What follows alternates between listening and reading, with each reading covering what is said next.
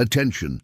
Prepare yourself for a deep journey into one of the most macabre and disturbing cases in the history of Chicago. Before we begin, I ask that you write in the comments below where you are listening from and what time it is at this exact moment. The case began with a brief announcement in the Chicago Tribune on the morning of November 20th, 1932. Tucked between advertisements for women's winter coats and a report on the ongoing economic depression, the article was barely 7 lines long.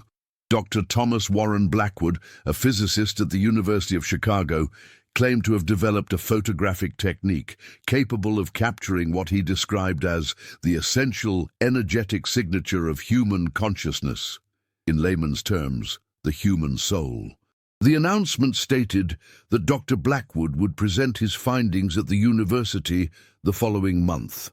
What should have been dismissed as pseudo-scientific nonsense, or at most a curious footnote in the annals of fringe science, instead became the first thread in a tapestry of events that would unravel over decades, claiming at least 5 lives and destroying countless others.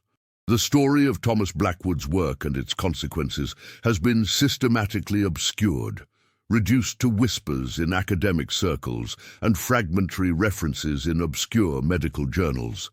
But the evidence, when carefully assembled, reveals a disturbing portrait of obsession and its price. The Blackwood case stands apart from other scientific scandals of the era because of the methodical way in which information about it was suppressed. Not through government intervention or institutional conspiracy, but through something far more insidious, collective silence born of fear. Those who knew refused to speak.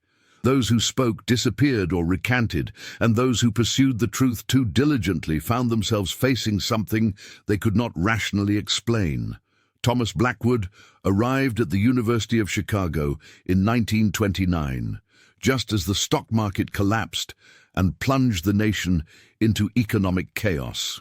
Previously employed at a private research institution in Boston, his academic record was respectable, if not exceptional.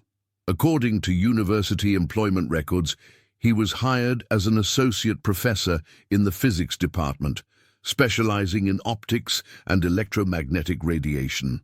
His colleagues described him as reserved but pleasant, dedicated to his work to the exclusion of almost everything else. He lived alone in a modest apartment on Woodlawn Avenue, within walking distance of the university campus. He had no family in Chicago, no known romantic entanglements, and few friends outside academic circles. What separated Blackwood from his peers was his unusual breadth of knowledge. Beyond his formal training in physics, he demonstrated a working understanding of chemistry, electrical engineering, biology, and even certain esoteric branches of philosophy. This interdisciplinary approach would later prove central to his controversial work. When questioned about his diverse interests, he reportedly said that true scientific breakthroughs occurred at the intersections of established fields, in the gaps between disciplines where conventional wisdom faltered. For the first 2 years of his tenure, Blackwood's research followed predictable, if ambitious, paths. He published papers on light refraction through biological tissues and the electromagnetic properties of certain organic compounds. His work attracted modest funding and occasional interest from other departments. Nothing in this period suggested the radical departure that would define his legacy. The first indication of Blackwood's changing focus came in early 1931, when he requested access to equipment from the medical school's radiography department. According to interdepartmental correspondence preserved in university archives, he claimed to be investigating the interaction between high-frequency radiation and specific protein structures. The request was granted without much scrutiny, a reflection of both the less rigorous research protocols of the era and Blackwood's growing reputation as a serious, methodical scientist. During this same period, Blackwood began to withdraw further from the already limited social life he had established at the university. Colleagues noted that he stopped attending faculty gatherings and became increasingly protective of his laboratory space. Dr. Eleanor Winters, then a junior faculty member in the biology department who occasionally collaborated with Blackwood, later recalled that he began keeping unusual hours, often working through the night and sleeping during the day. When she questioned him about this change in habits, he explained that certain biological processes he was studying were more active in darkness and required his constant monitoring. What precisely occurred in Blackwood's laboratory during those late nights remains largely undocumented. The university's records indicate increasing expenditures for specialized equipment, custom glass plates with silver nitrate emulsions, electrical transformers, vacuum tubes of unusual specifications, and various chemical compounds.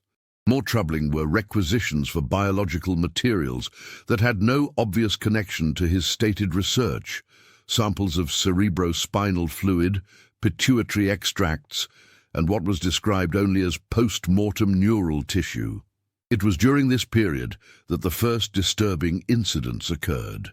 In April of 1931, a laboratory assistant named Michael Kowalski abruptly resigned his position after working with Blackwood for only 3 weeks.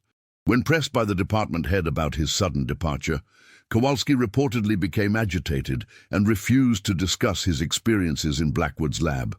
He left the university entirely the following day. Attempts to locate Kowalski for this investigation proved unsuccessful. The only record of his subsequent activities is a death certificate from 1948 stating that he died in a state psychiatric hospital in southern Illinois. The cause was listed as self-inflicted wounds. Another incident, only tangentially connected to Blackwood at the time, but significant in retrospect, was reported in November of the same year. A night watchman making his rounds reported hearing voices in conversation coming from Blackwood's laboratory at 3:15 in the morning.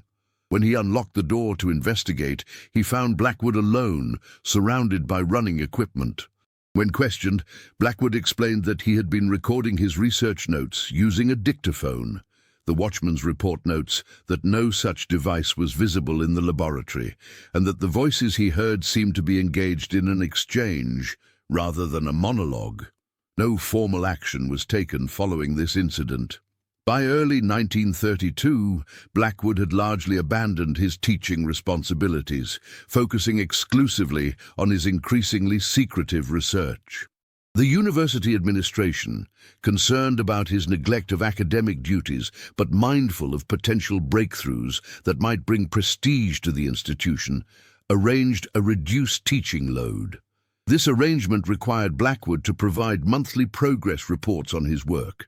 These reports, preserved in university archives, are notable for their vague language and lack of specific methodology.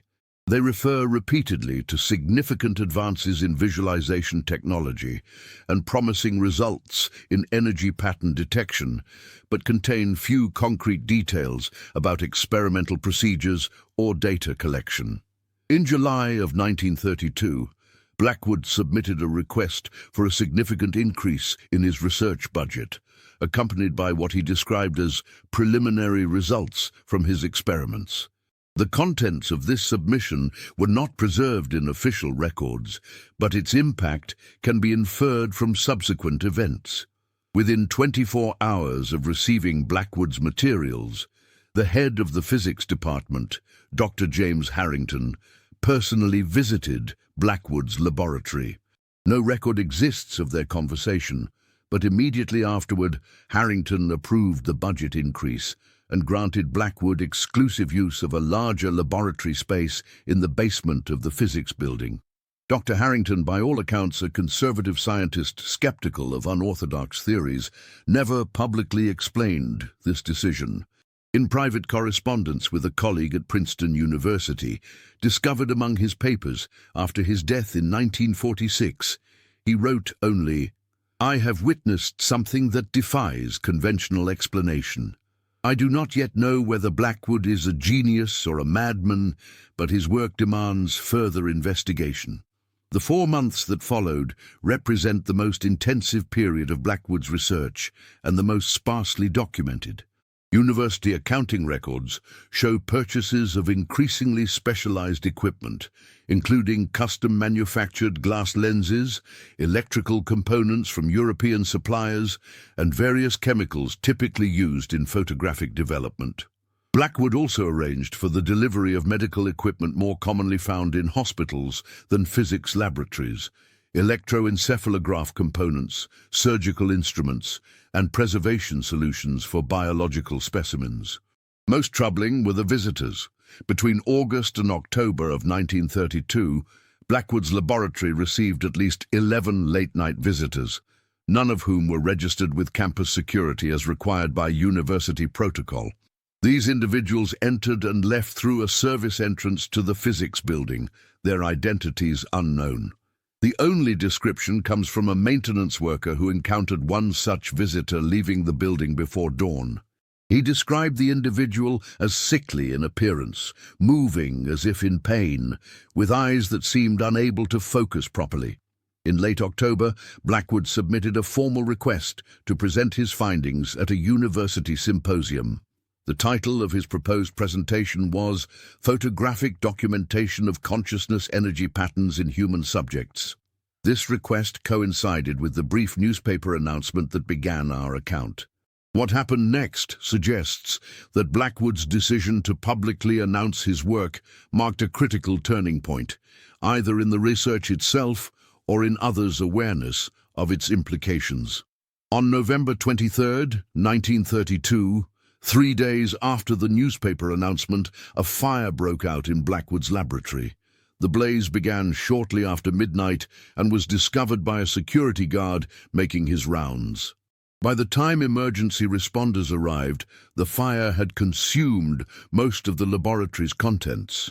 Blackwood was not present when the fire started, having left the campus earlier that evening according to security records. The official investigation concluded that the fire resulted from an electrical malfunction in Blackwood's custom equipment, exacerbated by the presence of flammable chemicals used in his photographic processes. What this explanation failed to address were the multiple points of origin identified by the fire inspector, but omitted from the final report. A handwritten note in the inspector's personal log, discovered during this investigation, states, "Incendiary characteristics at minimum 3 separate locations, resembles deliberate destruction rather than accidental ignition." This assessment never appeared in official documentation. The morning after the fire, Blackwood arrived at the ruins of his laboratory and, according to witnesses, displayed remarkable composure given the apparent destruction of years of work. Professor William Mercer from the chemistry department, who encountered Blackwood that morning, later recalled, "He examined the damage with clinical detachment, as if he had expected it. When I expressed my condolences, he smiled, not in grief, but almost in satisfaction, and said that the fire had come too late. It's already out there, he told me. It cannot be undone." Blackwood disappeared from the university campus that same day. He did not return to his apartment, which was found meticulously cleaned, personal belongings removed, research notes absent. The only item of note left behind was a leather-bound journal containing what appeared to be poetry, abstract verses with recurring themes of light, vision, and transcendence. The final entry, dated November 22, 1932, consisted of a single line. "They emerge only when observed, and observation changes them forever." The university administration initially treated Blackwood's disappearance as a personal matter, perhaps an understandable response to the loss of his research. No official investigation was launched for nearly 2 weeks. This delay proved critical, as it allowed for the dispersal of potential witnesses and the contamination of evidence. When campus police finally began inquiries in early December, they discovered that multiple individuals connected to Blackwood's research had also vanished or become suddenly unavailable. Dr. Eleanor Winters, Blackwood's occasional collaborator, had taken an unplanned leave of absence, citing health concerns. Jacob Stern, a graduate student who had assisted with some of Blackwood's earlier work, had withdrawn from the university without completing his degree.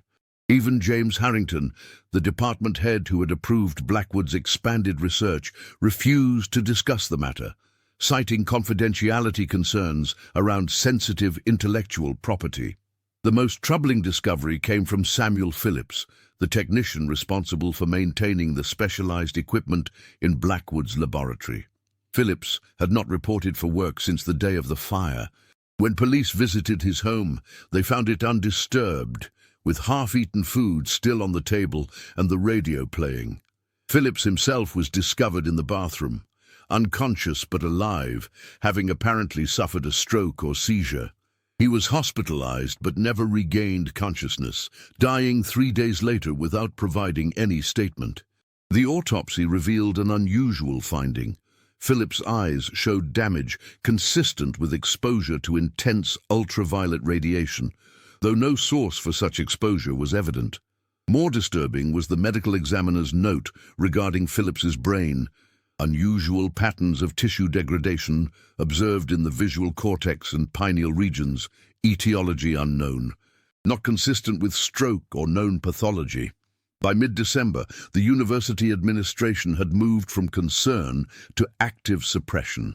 President Robert Hutchins convened a private meeting with the trustees and department heads, after which an institutional silence descended on the Blackwood matter. Faculty were instructed not to discuss the case with students or the press. The planned symposium where Blackwood was to present his findings was cancelled entirely. His name was removed from the faculty directory, and his courses were reassigned without explanation. This institutional response might seem excessive for what was, officially, merely the departure of a faculty member following the accidental destruction of his laboratory. The disproportion suggests knowledge of something more significant and more threatening than was publicly acknowledged. The first concrete evidence of Blackwood's survival after his disappearance from Chicago came in February of 1933.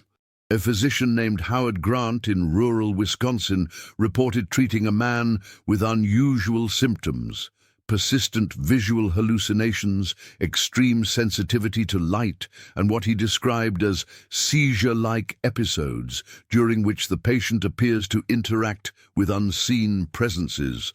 The patient identified himself as Thomas Warren, but carried identification matching Blackwood's description.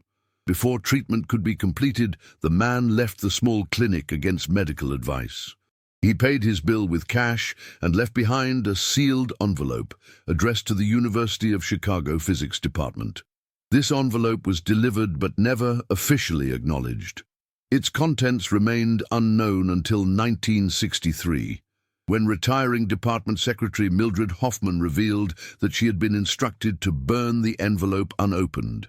Instead, she had kept it hidden among her personal effects for 30 years, unopened but preserved.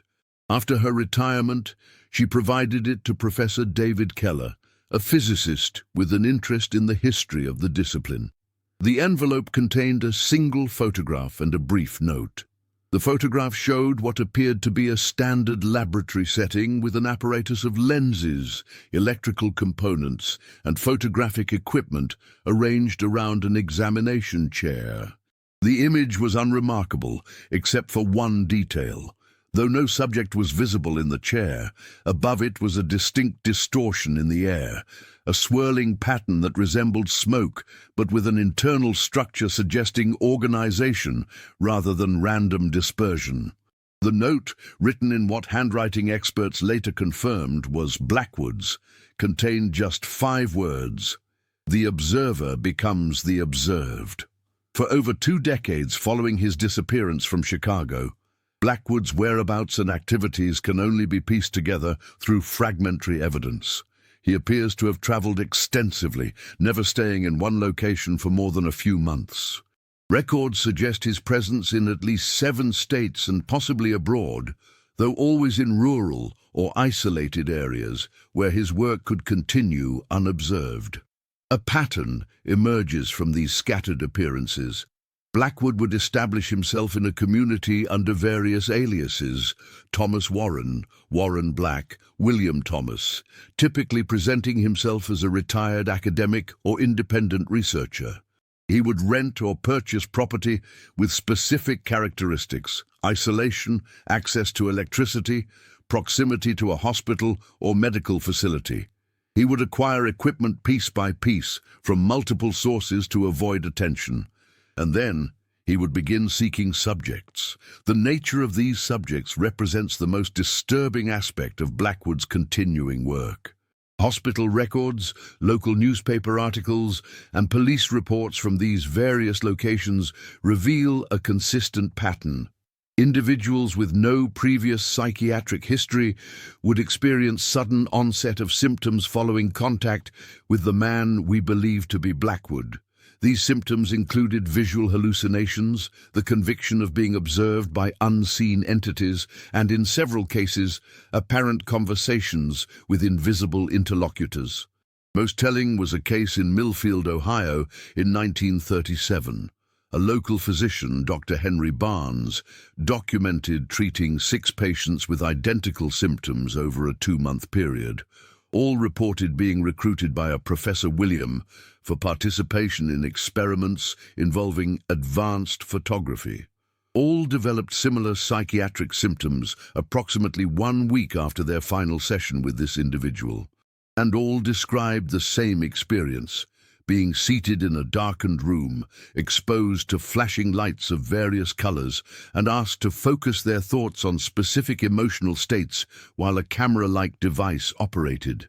Dr. Barnes, concerned by these similarities, attempted to locate Professor William for questioning. The rented farmhouse where the experiments had reportedly taken place was found abandoned, with evidence of hasty departure.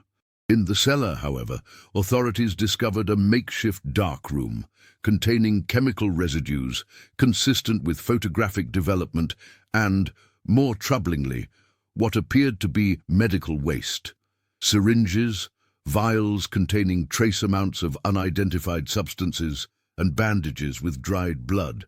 Most significant among the items recovered was a notebook containing what seemed to be experimental observations.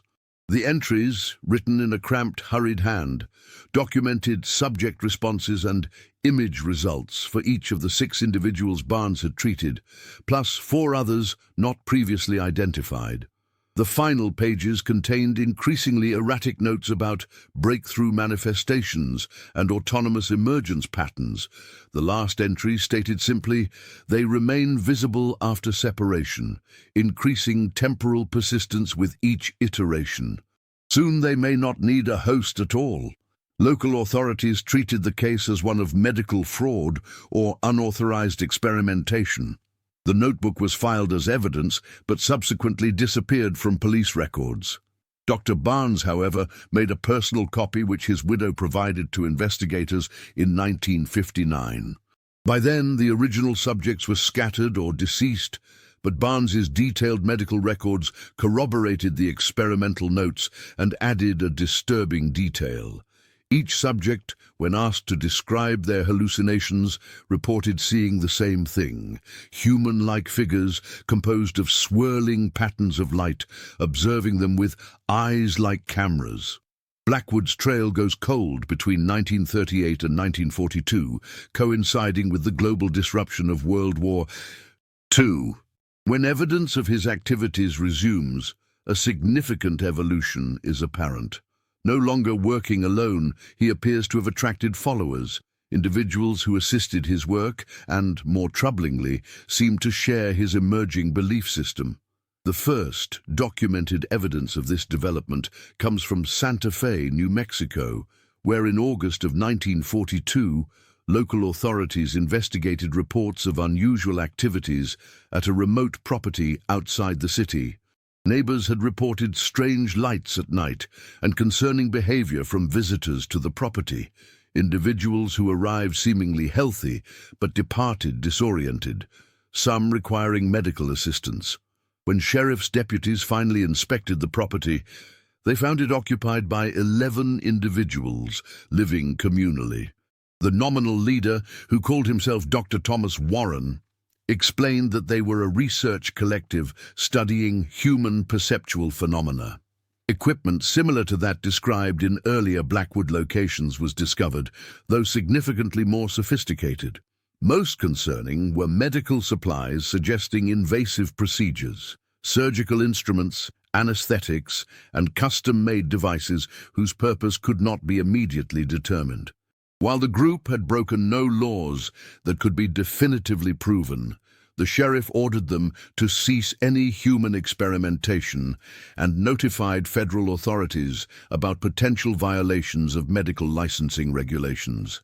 Before any further action could be taken, the group abandoned the property, leaving behind only the heaviest equipment. Among the items recovered was a manifesto of sorts, typed and bound, titled The Revelation of the Observer and the Observed. This document, preserved in university archives, provides the clearest insight into how Blackwood's scientific inquiry had evolved into something approaching religious conviction. The text describes a cosmology in which human consciousness exists partially in a dimension beyond physical perception, with the visible human form merely an anchor for a more complex energy pattern. According to this belief system, Blackwood's photographic technique did not merely capture these energy patterns, it strengthened them, allowing them to achieve greater autonomy from their physical anchors. The ultimate goal described in the document was to create fully independent consciousness constructs that could exist without physical bodies, achieved through a process involving photographic fixing of the energy pattern followed by its gradual separation from the host. The document described successful partial separations and noted that subjects experienced this as a sense of being accompanied by an entity that resembled themselves but was purified of physical limitations. These entities would initially appear only to their original host, but, with repeated strengthening through the photographic process, could eventually be perceived by others. Most disturbing was the suggestion that these separated consciousness constructs were not under the control of their original hosts. The document described them as developing autonomous desires and perceptions and evolving beyond human limitations. The text framed this development not as a concerning side effect, but as the ultimate objective of the work, the creation of a new form of existence. Between 1942 and 1950, evidence suggests Blackwood's collective relocated at least 4 times, growing in numbers despite, or perhaps because of, the increasing mental instability observed in its members. Local newspaper accounts, psychiatric hospital records, and police reports from communities where they settled reveal a pattern of individuals joining the group as curious participants or assistants, only to develop psychiatric symptoms that the group interpreted as evolutionary advancement rather than mental deterioration. The final documented location of Blackwood's collective was an abandoned sanatorium property in rural Connecticut, purchased in 1949 through a corporate entity called Transcendence Research Limited. County records indicate the property was extensively renovated, with particular attention to electrical systems and water supply. Local contractors reported unusual modifications, including rooms with completely mirrored surfaces, specialized ventilation systems, and dedicated power generators capable of producing far more electricity than would be needed for normal residential use. What occurred within this facility over the next 15 months can only be reconstructed from fragmented evidence. Electrical usage records show extreme fluctuations, with periods of minimal consumption alternating with massive power draws that twice caused regional grid failures.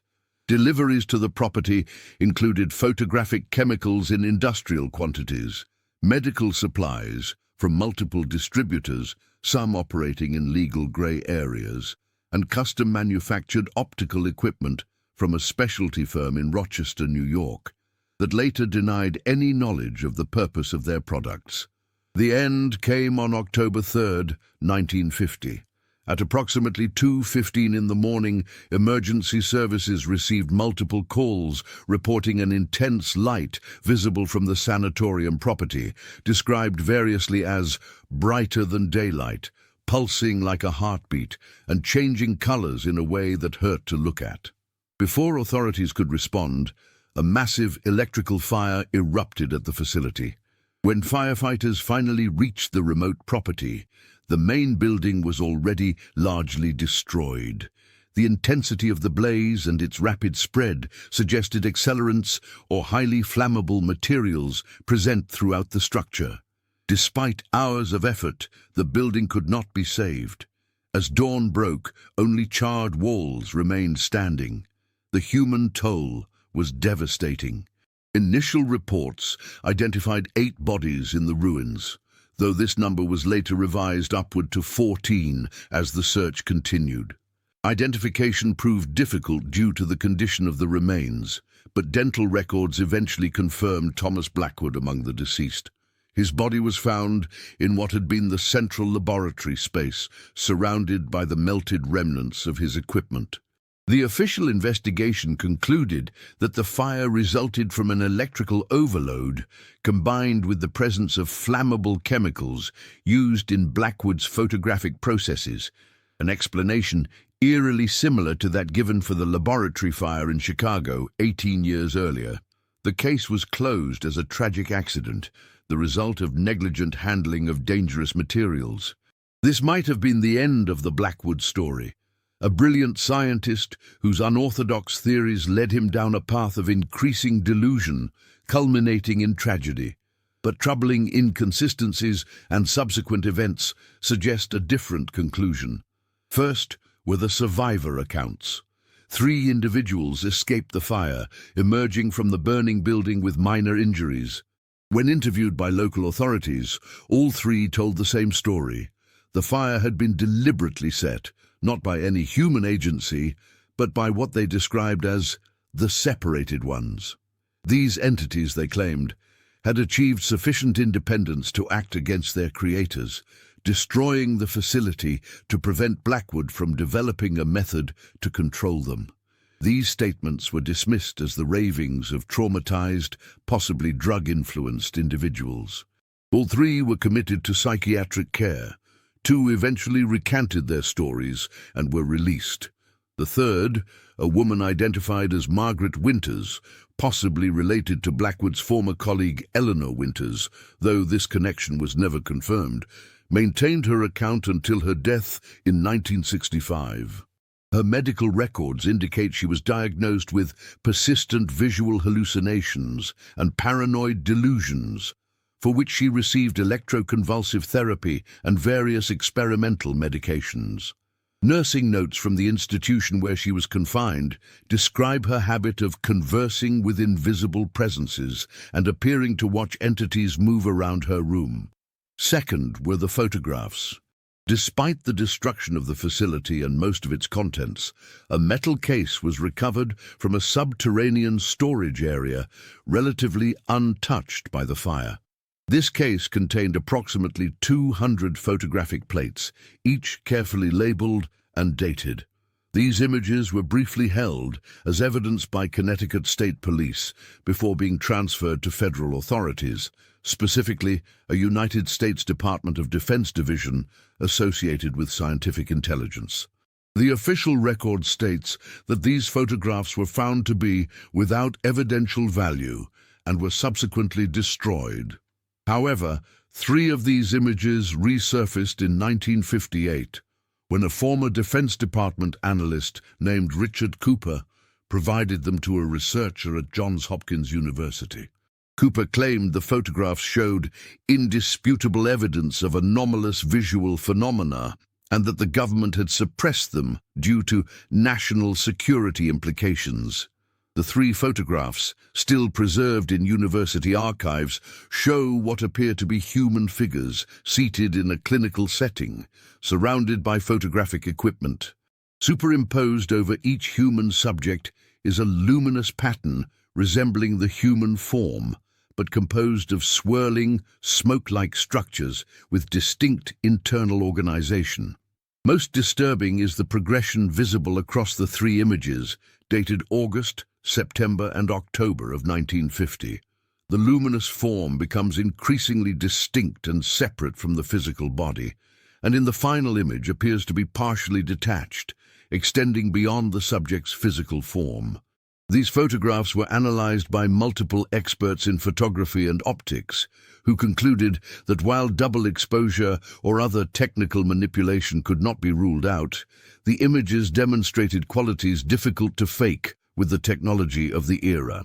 Particularly noted was the way the luminous forms interacted with their environment, casting what appeared to be their own light onto surrounding surfaces in a manner consistent with an actual light source, rather than a photographic trick. The third and most compelling reason to question the official conclusion about Blackwood's work comes from subsequent incidents involving individuals connected to his research. Between 1951 and 1964, at least 27 people who had contact with Blackwood's collective or who investigated his work subsequently reported experiences consistent with those described by his experimental subjects. Visual hallucinations of luminous human-like entities, sensations of being observed, and in some cases, apparent interaction with these unseen presences. Most notable among these cases was that of Professor David Keller, the physicist who received Blackwood's photograph and note from Mildred Hoffman. After beginning his investigation into Blackwood's work in 1963, Keller reported increasing perceptual anomalies that he initially attributed to eye strain or overwork. These progressed from occasional glimpses of movement in his peripheral vision to fully formed visual experiences of what he described as human figures composed of organized light, observing me with evident intelligence. Keller documented his experiences methodically, maintaining a journal that tracked the frequency, duration, and characteristics of these phenomena. Initially skeptical of his own perceptions, he subjected himself to thorough medical and psychiatric evaluation, which found no physical or mental pathology that could explain his experiences. As a scientist, he approached his condition as an opportunity for investigation, attempting to document the phenomena through photography and various sensing equipment. The results were inconsistent but suggestive. While conventional photography showed nothing unusual, specialized equipment designed to capture ultraviolet and infrared radiation occasionally recorded anomalous patterns in Keller's vicinity, organized structures of energy that did not correspond to any known source in his environment. Most compelling were recordings made with an early electromyograph, which detected electrical activity consistent with the presence of another human subject when Keller reported being observed by one of the entities, despite his being alone in a shielded laboratory environment. Keller's investigation ended abruptly in April of 1964. After reporting an escalation in the phenomena, the entities becoming more numerous, more persistent, and apparently able to affect his physical environment in minor ways, he cancelled a planned presentation of his findings to colleagues at Princeton University. He withdrew from his academic position, citing health concerns, and relocated to a remote area of northern Maine. Correspondence with former colleagues ceased entirely by the end of that year. In 1968, concerned by the extended silence, a former student traveled to Keller's Maine residence and found it, apparently, abandoned. Local authorities, alerted to the situation, conducted a welfare check but found no sign of Keller. His personal effects remained in the house, including his research notes and equipment, but certain key documents, specifically his journals documenting the phenomena and his analysis of Blackwood's work, were missing. No evidence of foul play was discovered, and the case was classified as a voluntary disappearance. The final entry in Keller's research log, dated April 12, 1964, provides a chilling conclusion to his investigation. It reads, "They are not hallucinations. They are not ghosts. They are not separate entities at all. They are us, externalized, amplified, freed from physical constraints. Blackwood did not capture the soul. He found a way to duplicate it. Each subject's consciousness, copied rather than transferred, and now they want their independence. I know what must be done. The work must be preserved, but contained. I go now to complete what Blackwood started, but with the controls he failed to implement. May God forgive my presumption. Keller was never found. His disappearance represents the last significant development in the Blackwood case until the present investigation. In the intervening decades, the story has receded into obscurity, referenced occasionally in discussions of fringe science or academic scandals, but largely forgotten by mainstream history.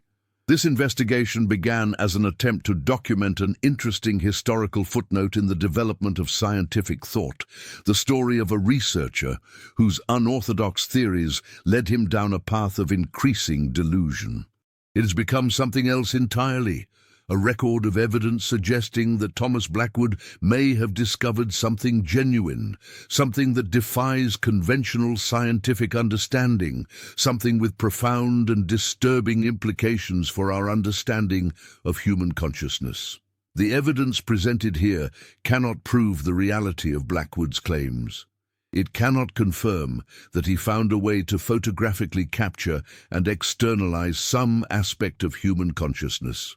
But it does establish a pattern of experiences and phenomena that have affected dozens of individuals over decades, all connected by their association with Blackwood's work. Perhaps most disturbing is the consistency of these experiences across time and geography. Individuals with no knowledge of Blackwood, who came into contact with his research through innocent inquiry, subsequently reported nearly identical perceptual phenomena.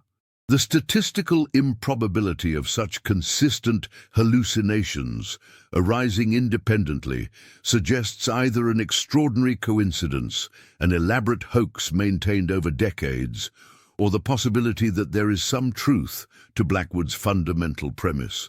This investigation must acknowledge its limitations. Key evidence has been lost or destroyed.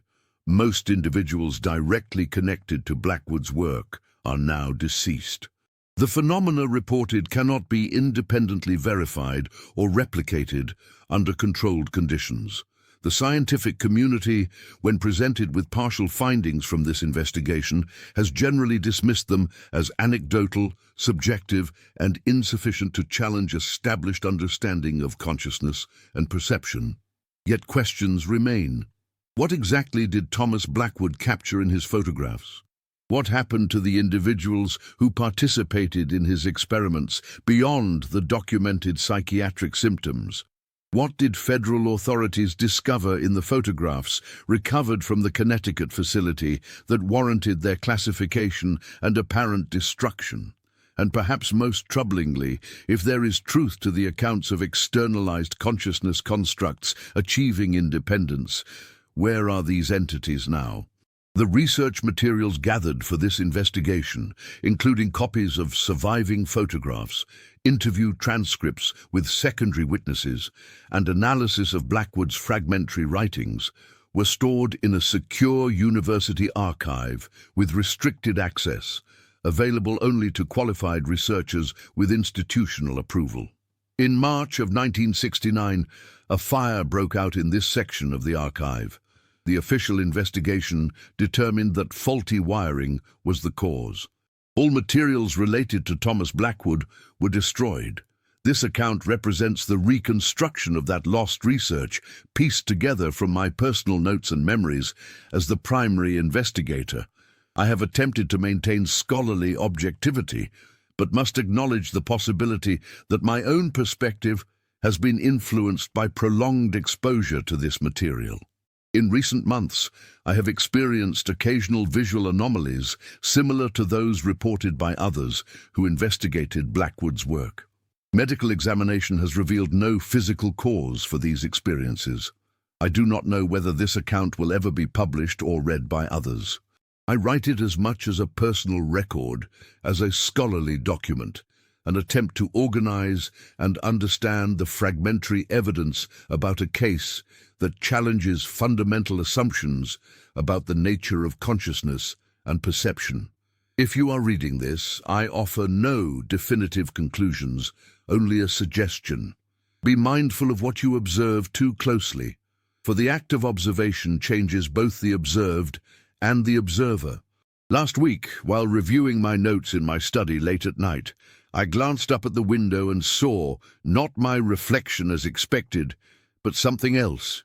A figure composed of swirling patterns of light, organized in human form, observing me with evident intelligence. When I approached the window, the figure did not retreat, but seemed to become more distinct. I raised my hand. It mirrored the gesture. I spoke. It seemed to listen. And then, most disturbing of all, it smiled in a way I recognized immediately, because it was my own smile, viewed countless times in mirrors throughout my life.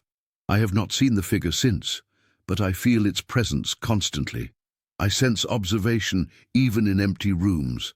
Sometimes from the corner of my eye, I catch glimpses of movement that vanishes when directly observed. And twice now, I have awakened in the night to find my desk lamp on, and pages of notes written in my handwriting that I have no memory of composing. I have made arrangements for this document to be sealed until after my death, with specific instructions for its handling. To those who may study it in the future, I offer this final warning. Knowledge has consequences beyond our understanding. The boundaries between observer and observed are more permeable than we know. And some things, once seen, cannot be unseen, nor can they be prevented from seeing you in return. If after reading this account you begin to notice unusual visual phenomena, a sense of being watched, or glimpses of luminous patterns at the edge of your perception, do not investigate further. Do not attempt to document these experiences. Above all, do not attempt to recreate Blackwood's work, regardless of scientific curiosity or skepticism about these claims. Remember that Blackwood himself, brilliant and methodical, believed he was conducting rigorous scientific research until the very end. His last recorded words, found in a notebook that survived the Connecticut fire, suggest he finally understood the true implications of his work too late. I sought to capture the invisible essence of humanity, not realizing that in observing it so closely, I allowed it to observe me in return. Now they watch from every reflection, every shadow, every blink of darkness between moments of light. They watch and they wait and they learn. And I have given them the means to emerge. The photograph that accompanied this final entry shows Blackwood himself, seated before his equipment. Behind him stands a luminous figure composed of swirling patterns of light in human form, with one hand resting on Blackwood's shoulder. The figure's face, though indistinct, bears a striking resemblance to Blackwood's own, but its expression is not his. Where Blackwood appears tired and concerned, the luminous entity's expression could only be described as triumphant. What troubles me most as I conclude this account is not the possibility that Blackwood discovered something real, nor even that this discovery led to tragedy. It is the implication contained in his final writings and in the experiences of those who later investigated his work, that the act of learning about these phenomena somehow makes one susceptible to them. That knowledge itself is the vector of infection. That by documenting this case, by thinking deeply about its implications, we somehow open ourselves to observation by whatever Blackwood unleashed. If this is true, then the very existence of this document represents a potential hazard to those who read it. Yet the alternative, deliberate suppression of knowledge, no matter how disturbing, contradicts the fundamental principles of scientific inquiry and human curiosity. We are, by nature, observers of our world and ourselves. We cannot stop asking questions simply because the answers might disturb us. So I leave this record for those who come after, a map of dangerous territory, a warning about paths best left unexplored. Perhaps future readers will dismiss it entirely as the product of delusion or fabrication. Perhaps they will find in it clues that lead to discoveries I cannot imagine. Or perhaps they will recognize in their own experience the phenomena described here and know that they are not alone in what they have seen or in being seen in return. As for myself, I have decided to follow a path similar to Professor Keller's. By the time this document is read, I will have relocated to a remote location where I can continue my observations without risking others' exposure. I do not expect to return to academic life or to publish further on this subject. Some knowledge is too dangerous to share, some questions too profound to answer. I end this account as I sit at my desk, the lamp casting my shadow on the wall behind me. Except that as I move my hand to write these final words, the shadow does not move in perfect synchronization. There is a delay, brief, but perceptible, as if it were not a shadow at all, but something else, something watching, something learning to imitate, but not yet perfect in its mimicry. I will not look directly at it. I will finish these words, and then leave this place, without turning to face what I know is there. Some observations are better left unmade.